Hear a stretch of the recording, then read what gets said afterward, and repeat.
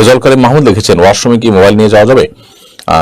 দেখুন, ওয়াশরুমে যত অল্প সময় নিজের কাজ সেরে চলে আসা যায় ততই ভালো, অতএব মোবাইল নিয়ে না যাওয়া উচিত। মোবাইলের সাথে আমাদের সম্পর্কটা এত মানে গভীর হয়ে গেছে আজকাল যে আমরা মোবাইল ছাড়া ওয়াশরুমে যেতে পর্যন্ত পাই না। তো মোবাইল নিয়ে ওয়াশরুমে গেলে অনেক ডাক্তারের সাথে আমার আলাপ আলোচনা হয়েছে, তারা অনেকে আছে কমোডে বসে লম্বা সময় ব্যয় করেন এবং এটি অনেক কোলোরেক্টাল আপনার রিলেটেড অনেক রোগের কারণ হয়। তো স্বাস্থ্যের জন্য এটি ভালো না। তাছাড়া সেখানে একটা নাপাক জায়গা লম্বা সময় বসে থাকা এবং সেখানে বাল্টি করা, উন্নত অনেক দেশে পেপার পত্রিকা পড়ে মানুষ নানান কাজকাম করে, এগুলো কোনোটাই ইসলাম শরীয়ত দৃষ্টিতে কোনো প্রশংসনীয় কাজ না, নোংরা কাজ। যথাসময়টা থেকে বিরত থাকা উচিত।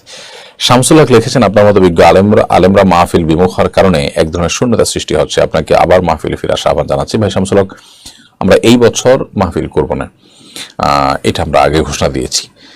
আর এটাও একরকমের পরীক্ষামূলক যে আমরা মাহফিল না করে ভিন্ন কোনোভাবে দাওয়াতি কাজ করতে পারি কিনা। তো আলহামদুলিল্লাহ সেটি আমরা করছি।